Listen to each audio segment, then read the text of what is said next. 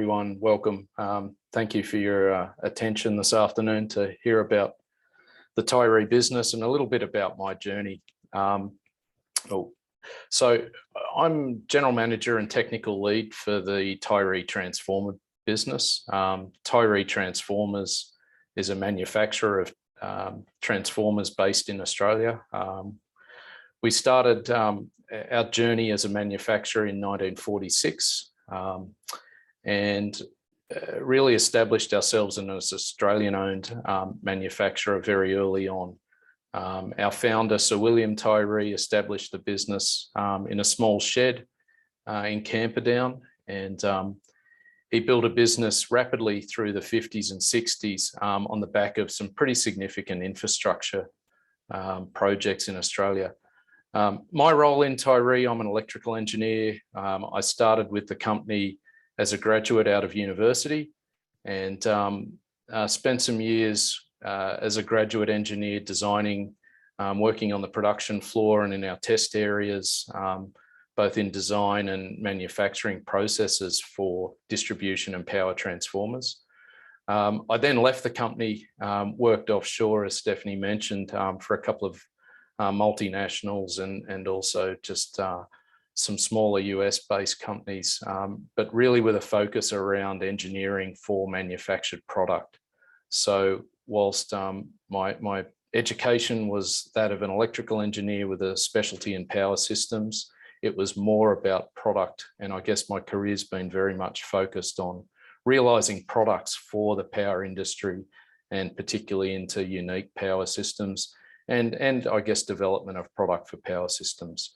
So within the Tyree business, I lead a team, and predominantly my focus is on the product we produce, and being a manufacturer, therefore my role's pretty crucial to that of the business.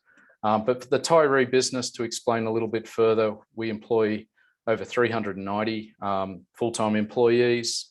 We employ lots and lots of apprentices through our trade programs, and I'll talk a little bit more about what we do with engineering as I go through our presentation.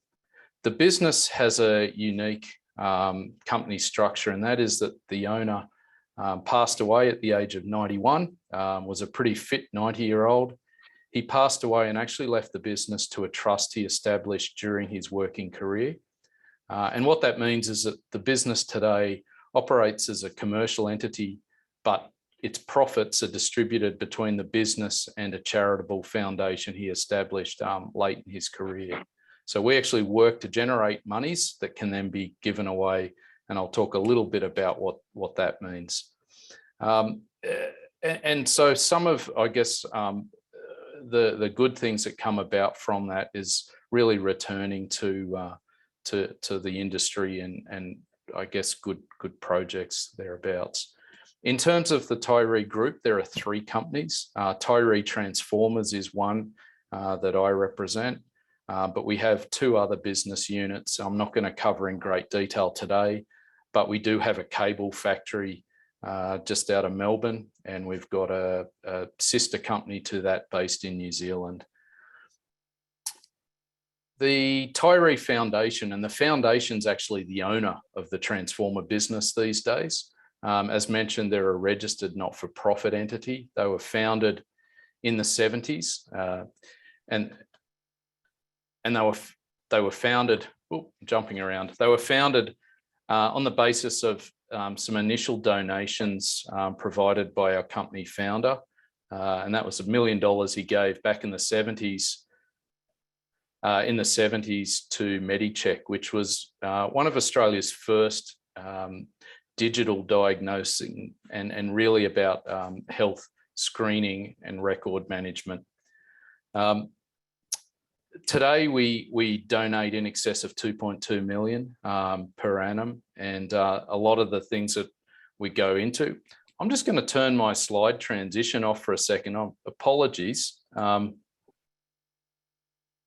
To stop this jumping around so much, I'm going to go back to the traditional view because it looks like I've got some automatic timings going on. So apologies there.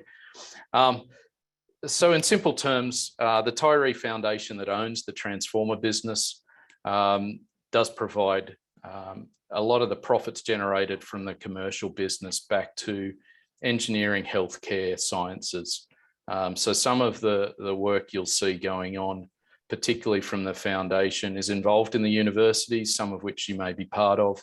The Energy Technology Centre at the University of New South Wales was seed money granted by the foundation and followed up through the federal government. But we also give to underprivileged housing, healthcare, particularly in some of the regions that we operate in the South Pacific on. The other big part that we do provide is scholarships. So this is separate to API. We obviously contribute as a bursary sponsor for API, but the foundation also provides engineering scholarships to the schools mentioned. And today we have about 60 of those scholarships operating per annum. They're each worth $15,000 and they're aimed at undergraduate engineering students. Typically, the prerequisites for those are that we look for supporting regional, rural, and disadvantaged students who wouldn't have the opportunity otherwise to study engineering. So at the moment, most of those, I'll be honest, have been granted for this academic year, but in the future years, those opportunities come up. So if your younger siblings, by all means, are looking to study engineering, there is some opportunity for second, third, and fourth year students also, but mainly we look at university entrance and how to best support university entrance. But as I said, if you've got siblings, if you've got friends who are thinking about engineering and maybe don't have the financial support they need, but had really great mark scores, by all means, have them contact the universities, and the universities are well and truly aware of what the foundation does in terms of scholarships. So probably that's about all I'm going to say on the foundation before I talk about the transformer business, engineering, and the power industry and how the transformer business interacts. But I just thought I'd give an update and a bit of background on what the company's ownership structure and what we work towards providing funds for. So a little bit about where the money goes. So hopefully that helps. The Tyree Transformers team, as mentioned, we are an electrical manufacturer. We employ about 300 staff. So out of the 390, we are the larger of the business units in the Tyree group. About 300 staff based in Mittagong, which is about an hour and a half out of Sydney.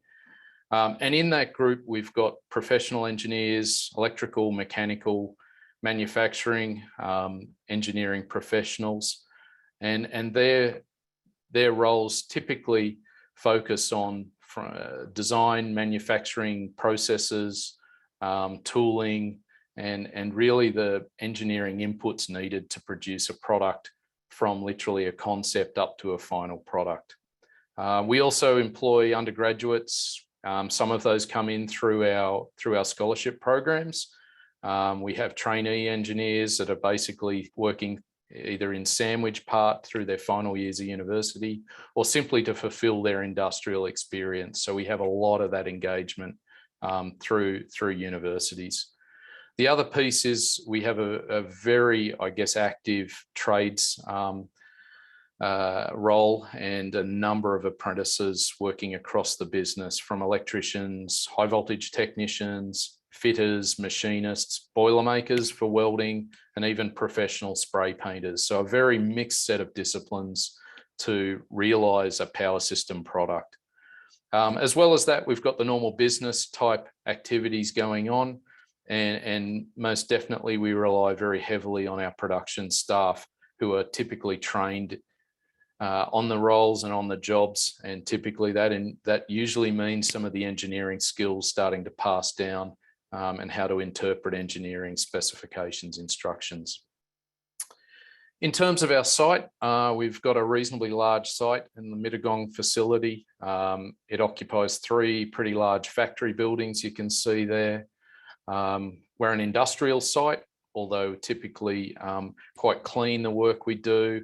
It is considered industrial. And we are, again, in close proximity to our clients and the networks we actually support. So we're in regional New South Wales, and we support those regional networks very heavily.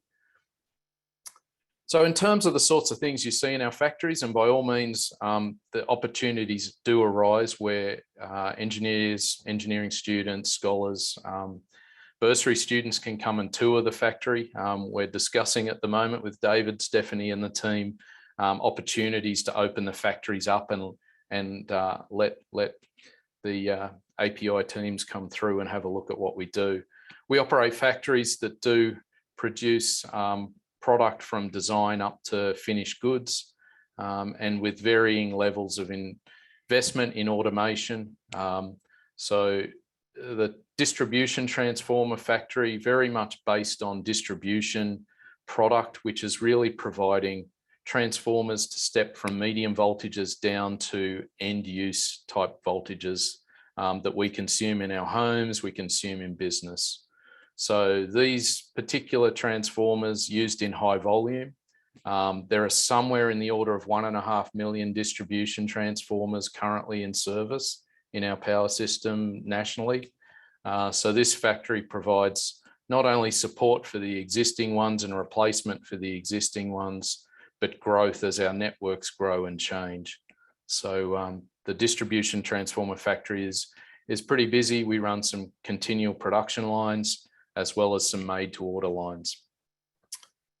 The other unit to our business is the substation and power transformer part of the business, and that typically provides transformers into zone or feeder type substations, particularly tying sub-transmission networks to distribution networks. So these would be much larger transformers. Typically, they're engineered for substation application. So fewer in volume, but typically much more onerous in terms of reliability expectations, performance expectations. Not to say that doesn't exist in distribution transformers, but when we look at the number of customers that a power transformer would serve, we are talking tens of thousands in some cases. So care and attention to detail very much part of what we do in this part of the business.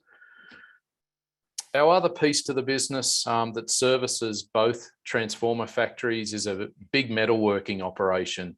So although our product is an electrical engineered product, we rely very heavily on the mechanical engineering, the fabrication, boiler making processes. Pretty much every transformer has a very high volume of steel, and there's a mixed variety of steel components, products, types in the transformer. And so we very heavily rely on a fabrication workshop that's integral to our operation. And I guess from that piece within my staff, I've got more mechanical engineers in my staff than electrical engineers, yet I'm an electrical engineer. So I work very closely with the mechanical teams, and very crucial in terms of realizing a product that mechanically it fits together, it's structurally sound, and can be produced repetitively. This part of the business also does employ lots of the trades as mentioned. So a lot of interaction with mechanical trades, fitters, boilermakers, painters. The evolving piece to our business, and this particularly when we start to look at what the networks and the future power systems and how they are influencing our business. This is a big change from what I started my career in. Today, we actually fabricate substations with a transformer and integrate very heavily with switchgear, with smarts, with components about control, about protection of the transformer assets and also utilization on the networks. So the future networks are already starting to impact what we do, what we produce, and really this facility, and this is about a 4,000 square meter factory, was commissioned in the last 3 years, really about enabling smart technologies to be integrated with traditional transformer and switchgear components. And today it's a big part of our business, and a big part of the future business is really tailoring a substation at the point the transformer is engineered. How is that substation going to function with that transformer in place? So a little bit about Tyree's involvement in the market and the markets we serve. We play predominantly with power utilities, but we also, by nature of our product, where we need to provide primary power to typically an end use, or vice versa, provide end use access to a network. There's lots of applications in the industrial and made to order type markets, be it mining, be it a smelter. So that's quite an area we do engage in, as well as with the power utilities themselves. The other is around rail and transportation, particularly electric traction. So we support the rail networks up and down the eastern seaboard in South Australia and WA. And really, in terms of electrification and transportation, Australia's already come a long way in those areas, particularly when we look at rail. Probably the evolving areas are EVs and how that's impacting both the power utilities and other power systems. But we spread across those three market sectors. Typically, the transformer technology is quite similar between, but the end application means usually the engineering to actually place an asset into service can be quite unique. So the types of products we produce, so distribution transformers on the left, pole mount transformers, we make tens of thousands of pole mount transformers. Depending on where you're living today or residing today, you're probably getting your 240 volt supply from a pole or a pad mounted transformer. And there's probably about a 40% chance that it's a Tyree unit that's providing that energy to you. So distribution transformers, as mentioned, quite volume-based products, but distributed nationally. And our power systems rely on that really for the end use applications. Power transformers, the larger product, and there it's really about size, mass, and the specialty applications. For those that don't really understand what I've been talking about in terms of a transformer, there's some examples there. So our key sort of product categories. So pole transformers, sit up a pole, typically take voltage off our medium voltage network, step down to nominally 240 volt in Australia.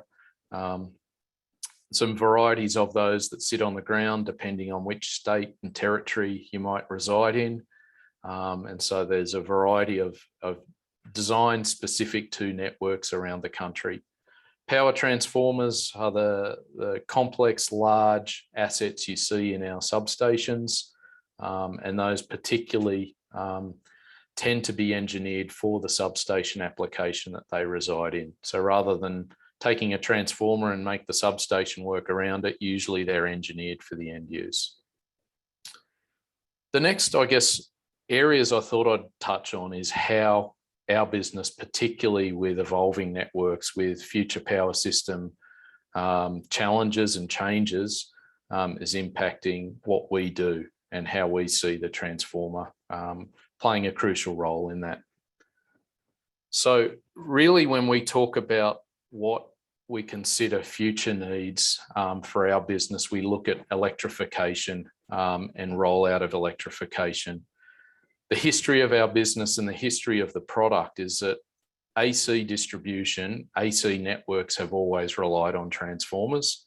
So as electrification continues and the ongoing electrification of transportation, of engaging renewable generation, we see lots and lots of demand for transformers. So we really see electrification going on globally as a means to replace direct fossil fuel use. And I don't think anyone's probably surprised by that statement. We do see conventional power needs in our economy at the moment. And whilst our economy is slowing in growth, the government's doing some things at the moment to slow that, we're actually still growing. Our business is growing, and really the electrification demands are actually well and truly outpacing the otherwise economic growth factors in the economy. We're also seeing a need for transformers, and really in terms of engagement and further electrification, need for interconnection of multiple generation sites.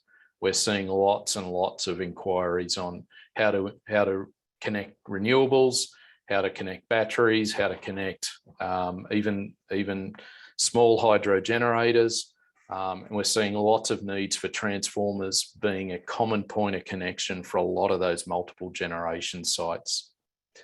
Powering data and information technology. I only realized this about 6 years ago, 7 years ago, when we started to do some work for data centers, just how power hungry they are. We've completed a number of projects and a number ongoing, but again, without really strong sources of power, without really reliable substations, data centers, information technology can't progress. So again, electrification for data and information technology, we see that demand strong and increasing. Transportation, I touched on previously the work around the rail sector that's already occurred. There's still work going on for future electrification of rail, but the big change we see, particularly for our business, is around electric vehicles. And I'll give you some stats as I go through some of that, particularly around what we see for electric vehicle charging infrastructure and what it means to transformers, power, and to power networks. And then there's always the future. What sort of future fuels, future loads, what's coming at the networks, which will impact our product and how we engineer our product. So lots of that also is evolving right now. In terms of the transformer and the transformer's place, we consider it as a primary power building block in the AC power system. And this is a image I pinched from a US partner of ours, and basically it shows lots and lots of points of coupling within networks, within microgrids. And when we look at what we do as a business, we actually provide power and distribution transformers to pretty much every one of these right now, with a varying degree of demand coming on. So again, transformers, very simple in terms of how to consider them as a building block in a power system, but do really rely on a heavy level of engineering to realize them and to make them useful in the mixed applications. So really simply, nearly every modern power conversion device relies on transformer theory. Your cordless mobile phone has a transformer winding in it of some type. Your cordless charger has a winding in it of some type. It actually all relies on Faraday's law, which is I guess a principle most of you should have learnt through your physics courses early on. But we apply it every day in designing and really applying, processing, testing transformers. The technology's though not new. It's really about how to apply those fundamental principles for AC power conversion. They do provide obviously the traditional means to step down or step up in the network that we know. Genuinely, they provide a solution for the infrastructure. But typically transformers are a big spend, so they're considered usually within the top 5 capital spends for a distribution network service provider. So usually it's something that is considered quite early on in the power system design because of simply the capital cost of them. And when we talk to our customers, particularly the power networks, we're always considered fairly high in their lists of those they like to negotiate with, principally because the devices cost a lot of money. There's a lot of value stored in them through raw material value, and they're crucial in terms of operation of the network. When we look at the past, Australia's perspective, particularly, and Tyree's perspective in terms of development of the power system in Australia, electrification evolved in Australia really through some early works in the late 1800s, early 1900s, and it was very heavily influenced by English and European influence. And not surprisingly, as our country was developed on some of those standards. So even today, we see lots of British and European standards still infiltrating how we do things, although they are not the only means by which we develop standard specifications and look at methodology. These days, we look at what is best technology and work to apply that. But in the past, a lot of our founding parts of the networks were actually developed on the back of imported transformers. Our business was one of a handful that established a local manufacturing base, really to try and provide some local content, local support as infrastructure grew.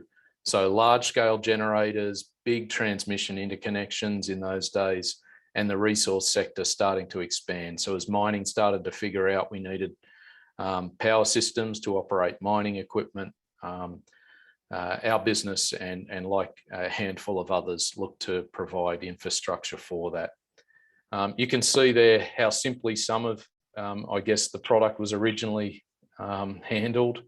Hasn't changed too much, but it was originally managed quite rudimentary in terms of how things were built. That evolved. So this is an example of one where our business was heavily involved in placing asset into large-scale generation. So again, a lot of the electrification projects we saw as a business, particularly around large scale, meant that there was considerable effort, again, placed into providing local content, engineering for what was required locally. And this example was one where the transformers were actually engineered for the power station. And Tyree actually was one of the principal contractors for constructing the power station. So not only were we supplying equipment, but how the equipment got to site, how the site was engineered was actually based on fundamentals for what the transformer power outputs and demand was going to look like. Through those years, our business particularly has evolved with some large-scale distribution and electrification of our distribution networks. Whilst our networks are still growing, we have it by standards to other parts of the region, so outside of Australia, but in our South Pacific region, we have a high level of electrification already in terms of distribution. So most households now obviously have an electricity connection, but the history of our business actually saw an evolution in that. We saw it in several waves, and a lot of it simply was the types of loads starting to evolve in and around distribution. So even in my working career, I've seen average sizes of distribution loads change as greater needs came into households, and the business has had to support that, particularly around volume. So again, large volumes of distribution transformers being supplied and to electrify. Over the, I guess, the more recent years, lots of work to privatise parts of the NEM. So the distribution network service providers, they are the poles and wire owners that our business markets and sells to, supplies to and supports. A lot of them have changed how they do business. So in terms of electrification processes, that's also had an influence. So a lot about what we've had to do over the last 10 and 15 years is particularly about how to maintain and reinforce the grid as it stood. In some cases, the grid started to become more of a liability than an asset, simply because of changes to the way costs were attributed, and to changes in demand factors as well. So particularly over the last 9 years, a decline in traditional loads, and that meant really changes in focus to how a lot of those distribution networks that were built quickly to distribute power, and transformers also equipped to do the same, but particularly then how we now engage with those service providers as their loads change and as their needs change. Up until, I guess, pre-COVID, very much also a globalization of supply. So lots and lots of focus on standardizing, going offshore for supply of equipment, of even engineering, materials.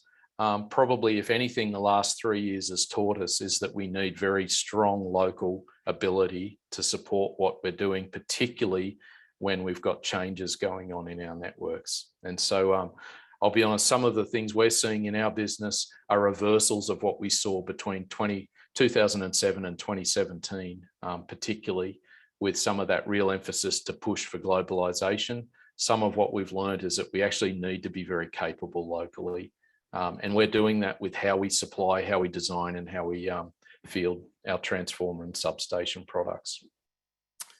So particularly in that sense, quite a competitive space, and quite a push to evolve the product quite quickly around undergrounding systems. So whilst distribution networks in lots of our more higher density areas have been underground for a lot of years, a lot still going into engineering undergrounding systems, particularly now in regional and rural areas. And that mainly comes about to push for higher reliability. It does start to change the cost proposition in terms of buying a new asset versus maintaining an asset. And also from planning perspective, when it comes to undergrounding power systems and undergrounding our connections, providing infrastructure for that has very much changed how we approach what was a fairly simple box that hung up a pole into a much more complex package solution. And so we've got lots of that still ongoing, both past, present, and I see into the future more and more of that. So renewables we've seen roll out, and the impact on our product is that every one of these large renewable connections is typically required a transformer. Might be slightly different transformer arrangement in terms of voltages and how the power is translated to a rating of the transformer, but particularly an increased demand for adaptive type networks, and particularly if the asset and the transformer's costing a lot of money, how to add smarts to monitor its condition, to give alarms, give warnings when things aren't going as they're engineered to. So lots of that evolving. The other one is particularly the rollout for renewables has been a considerable volume. And I think we're still seeing now probably some of the second generation of renewable projects looking at the value proposition of the overall life of the project versus just the initial implementation. And so that does go all the way back to the design of some of the renewable, both transformers, substations, and really looking to value add into those designs to ensure that they're not simply about implementing renewables into the network, but actually looking at the whole life of the renewable plant. And that's having some scale. So what we've probably seen in the last 5 years is considerable scale to those renewable projects. So 5 years ago, a 50 megawatt renewable project was considerable. These days, 300, 400, 500 megawatt renewable projects are not unusual. So larger transformers for us, lots of engineering when they do start to grow in size and rating, particularly about how we manage the non-ideal aspects of the transformer design. And so still lots going on, lots more to go in that space. And so future-wise electrification for us as a transformer designer manufacturer, lots more interconnections. And we see wherever there is an interconnection, typically there's a substation, so probably more transformers. But we're seeing the types of applications change. So standalone networks and microgrids. So the larger ones are actually operating at medium voltage, which means they need transformers to step up, but also potentially to step down to the loads. Battery energy storage systems, we're seeing lots of those come into the networks right now. And they have some unique characteristics, usually that the inverters and batteries have a very short discharge and charge cycle. And what does that mean then to the transformer rating? So we've got lots of work going on there to try and optimize power ratings to the batteries, rather than simply saying, well, if the battery's 5 megawatt, you must need a 5 megawatt transformer. Doesn't always work like that when time's involved, just due to thermal time constants and other power system characteristics. Electric vehicle, we're actually seeing charging infrastructure starting to push demand for substations, specifically either supplied or engineered for electric charging infrastructure. And I think Australia's still got a long, long way to go there. But yeah, in terms of our product and how we engage with our client, typically who has been the network operator from the opposite side, and that is the electric vehicle charging infrastructure supplier, really seeking, I guess, solutions there for a product to connect to the network. And then the other one is particularly around other generations. So again, in the future, I think we're going to see a multitude of generation types come into the network. And so again, having our business enabled, ready to adapt to those is really important to us. Some examples of things we've done. So electrification of the future, we're seeing more and more needs for control. So I talked about having smarts to monitor, but this one's an example where we've fielded a number of units now into South Australia to try and regulate voltage to enable solar feed of higher capacity back into the distribution network. So you may have heard, but there's been a lot written, a lot publicised about overvoltages in networks, preventing solar in feeds.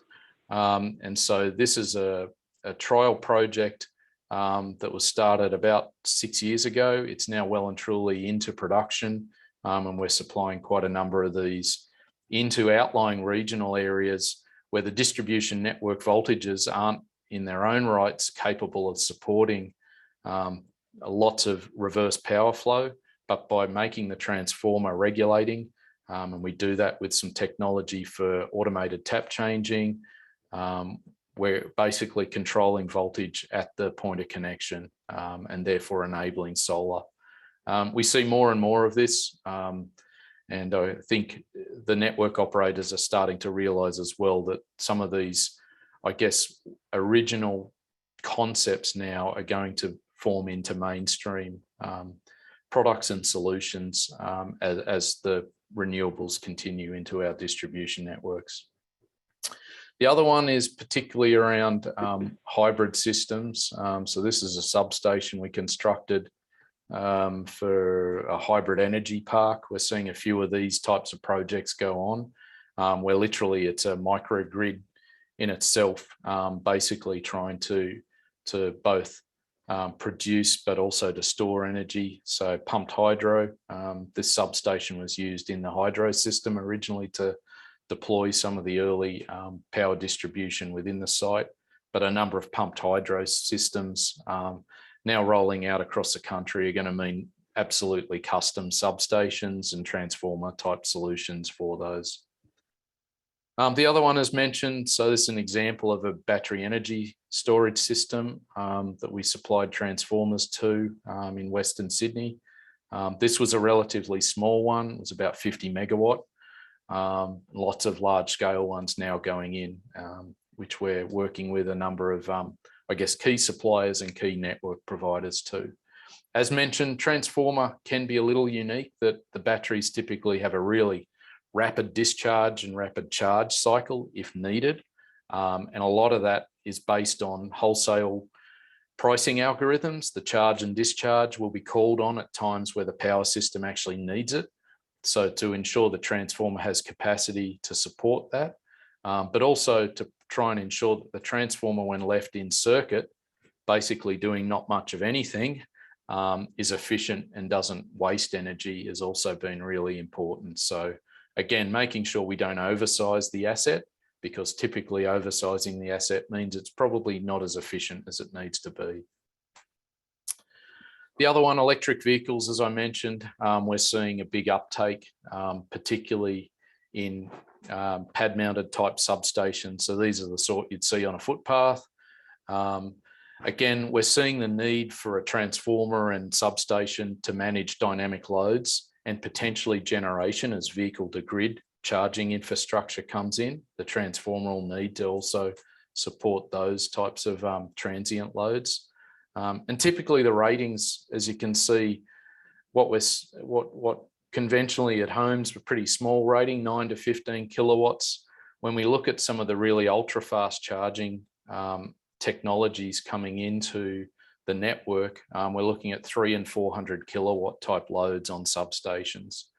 And typically that is equivalent to a small subdivision. So when we start to imagine, oh, we'll have multiple ultra fast chargers so everyone can charge in 10 to 15 minutes, the implication is we're going to need a lot of substations and or transformers very capable of those fast transient loads. And we're starting to see that. When we look at some of the US statistics for electric vehicles, about a third of the infrastructure spend for electric vehicle charging is actually on transformers. So for our business, we see a big future in electric vehicles, but we also see for our networks perspective, a need to do it right. That the risk is we start to run too fast without proper engineering for that asset that is intended to be part of the network for a good life, not simply get the charger in place and hope it works for the next little while. So lots of work still to go there, but we are starting to see, I guess, the early portions of it coming in. The other one I did mention, and this is considerable. So again, just to give you some perspective around the scale, we are supplying transformers into the IT and data world, particularly for the large scale data centers. So some of these data centers now we're seeing in excess of 150 megawatt loads. And when you put that in perspective compared to a small city, some of these data centers have peak loads equivalent to those.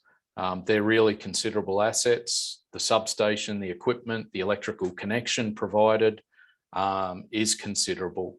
And so what we take for granted sometimes browsing the web is that these networks or information technology data networks are really power hungry. And so again, engineering products suitable for that without over engineering is really important. Again, a lot of them have a need for really fast load response, which means transients, and again, very high power density. So we are seeing in Australia a big rollout of that, particularly because our power system's seen as being very reliable, and also our economic, political environment's also pretty stable. So we're seeing some pretty big players in terms of multinational data providers in and around our major cities, and even into some suburban and regional areas. That was all I had. I've gone through, I guess, from a business perspective into some concepts and how networks are changing what we do as a business. But are there any questions or areas that people are interested to look further into or discuss this afternoon? Thank you, Michael. Thank you for that excellent insight into what Tyree do and the future of what Tyree will be doing. I hope my audio has improved. If you can give me a wave if you can hear me. That's great, Stephanie. Thank you. Yeah, much better, much better. Oh, wonderful. I've called in. So do we have any questions from our bursary students? Hi, Michael. Feel free to. Oh. Can you hear me all right? Yeah, I can. Yes. I was wondering about some of the logistical challenges that Tyree Transformers faces when they're transporting equipment. I mean, I would assume it would be much easier for like distribution transformers. So how would you go about for like the power transformers, those bulky ones? Yeah, so power transformers, we do have locally logistical challenges, and we actually export some product as well. I will say that domestically, we're much luckier than someone importing a transformer. So we actually market that as an advantage we have, supplying it locally. But we do have a team, and basically what it involves typically is from our final test and acceptance process, where we test the transformer, we confirm everything is functional, it's of good quality, and it's fit for purpose. We actually disassemble part of it. So we typically have to break it down into separable components to transport if the masses exceed some of the transport limits. And there's some varying limits throughout the country. But typically when we get to above 50 tonne, particularly in some regions, heights and widths also, so we've got gauge clearances on roads, we have to break it down into separable components. Usually we consider, I shouldn't say usually, always we consider, but occasionally we get caught out. Nearly always we consider that during the design phase. Occasionally there'll be planning for roads and road clearances that may not be all known during the design phase if a substation's also being constructed. And I've had those cases where the mine's being built And there's a design for the substation on site with a road planned, and sometimes there's no road when we go to deliver. So yeah, typically it's very heavily based on the design. And so the engineering aspect for transport to site's important. Transport load limits and understanding weights and measures around just logistics is important. The other piece is just a field staff. So we typically have high voltage engineer would attend site with assembly technicians, and we'd basically then go and rebuild the separable portions on the transformer on site. And that could take anywhere from a couple of days out to 3 or 4 weeks, just depending on the transformer and the site. So yeah, there are challenges that basically we build it in the factory, then dismantle it, take it to site and rebuild it again. And yeah, it has its challenges. Yeah, that's very excellent insight. Thank you, Michael.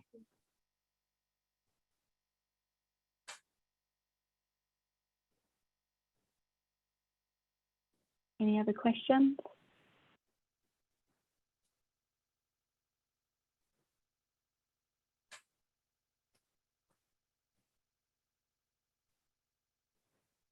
I guess to add on to that, if there's like a problem that occurs in the field, like for example, an oil leak, Yep. who's responsible for like managing this and like repairing it? Because I would assume like maybe contractors or you send No, field technicians. we manage a lot of that ourselves. So again, being local, the expectation is we can locally support that, and we do. So we have a field staff that would support that. We even in cases, I have a project at the moment supporting a 48-year-old transformer that was not ours, and trying to support that with a very large power user for simple things like oil leaks, coolant leaks. So yeah, look, product support's really important for what is a fairly bespoke product. It's not something you can just run down to the hardware store and buy a fix-it for. And so, yeah, we have the local support for that. But good question. Typically, our end clients, the large users anyway, do also. So part of how we engage with them, even again at the design phase, right through the manufacture and supply, engage very heavily not only with the designers within the power networks themselves, but also with their field crew who have to own and operate the gear. And so it's a little bit like buying a car that the car manufacturer actually goes and helps you understand how to maintain, but then also comes in and fixes it if need be. So I hope that answers that one.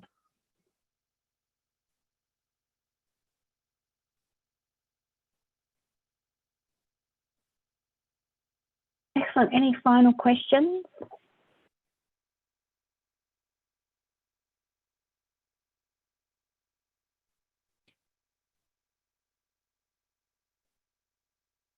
No?